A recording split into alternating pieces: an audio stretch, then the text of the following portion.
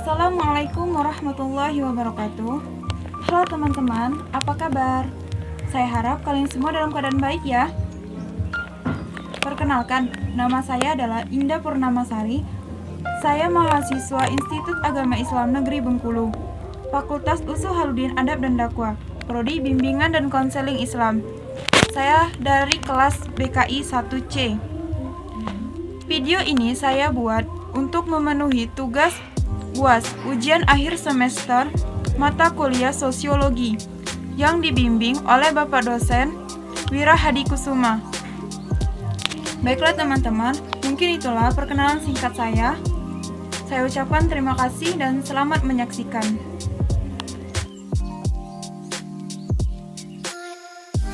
Pengertian sosiologi. Sosiologi merupakan ilmu yang mempelajari sikap perilaku dan perkembangan masyarakat, atau ilmu yang mempelajari tentang struktur sosial, proses sosial, dan juga perubahannya. Tujuannya adalah agar manusia bisa melihat dengan jelas siapa dirinya dan siapa kelompoknya. Kedua, membantu manusia untuk mengkaji tempat kedudukan dirinya di masyarakat serta dapat melihat budaya. Ketiga, manusia akan semakin memahami norma, keyakinan, tradisi, dan nilai-nilai yang dipercaya oleh masyarakat lain. Keempat, membuat manusia lebih tanggap, rasional, dan kritis menghadapi gejala-gejala sosial dalam masyarakat serta dapat mengambil sikap dan tindakan yang tepat dan akurat terhadap setiap situasi sosial. Stratifikasi sosial atau lapisan masyarakat adalah perbedaan penduduk atau masyarakat ke dalam kelas-kelas secara bertingkat. Perwujudannya adalah dengan adanya kelas tertinggi dan adanya kelas terendah. Stratifikasi sosial ada 3. Pertama, sifat tertutup, di mana anggota dari setiap strata sulit mengadakan mobilitas vertikal, walaupun ada mobilitas tetap saja terbatas. Kedua, sifat terbuka, bersifat dinamis karena mobilitasnya sangat besar. Setiap anggota strata dapat bebas melakukan mobilitas sosial, baik secara vertikal maupun horizontal. Ketiga, sifat campuran, merupakan kombinasi antara stratifikasi tertutup dan sifat stratifikasi terbuka. Dasar stratifikasi biasanya digunakan untuk menggolong-golongkan masyarakat, seperti kekayaan, kekuasaan, kehormatan, dan ilmu pengetahuan. Stratifikasi sosial dapat terjadi karena 2. Pertama, terjadinya dengan sendiri, seperti faktor yang dibawa oleh individu sejak lahir, seperti umur, kepandaian, jenis kelamin, dan juga keturunan, dan seterusnya. Kedua, sengaja disusun untuk mengejar tujuan bersama, biasanya dilakukan dalam pembagian kekuasaan. Dasar organisasi-organisasi formal seperti pemerintahan, partai politik, perusahaan, dan lain-lain.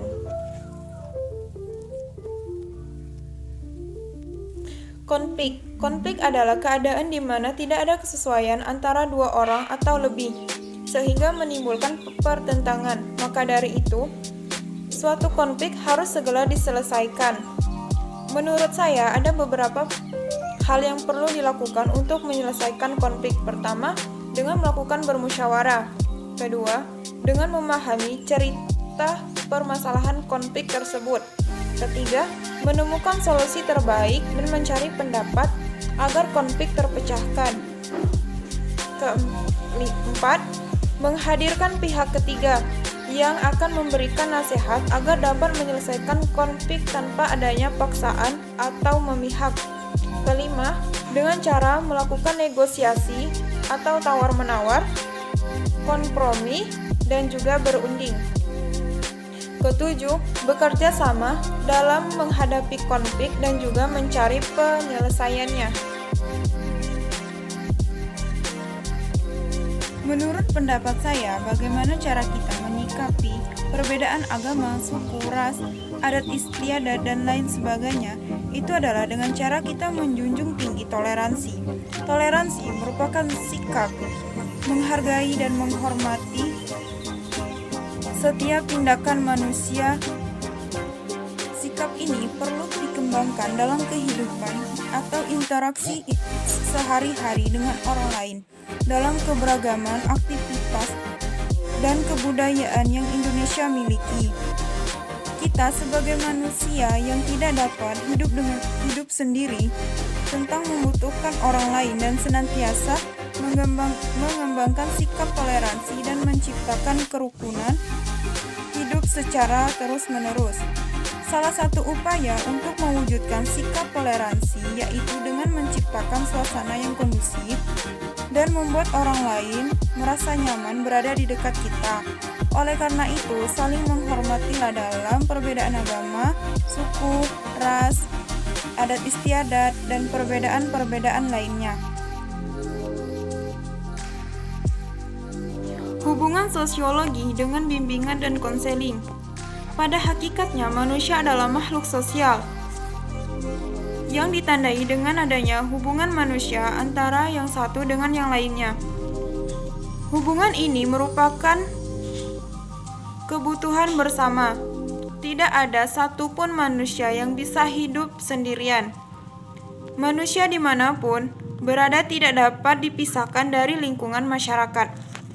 Sedangkan bimbingan dan konseling adalah proses bantuan yang diberikan oleh konselor kepada konseli agar konseli memiliki kemampuan untuk melihat dan menemukan masalah serta dapat memecahkan masalah yang dihadapinya. Mungkin itu saja yang dapat saya sampaikan, lebih dan kurang saya mohon maaf.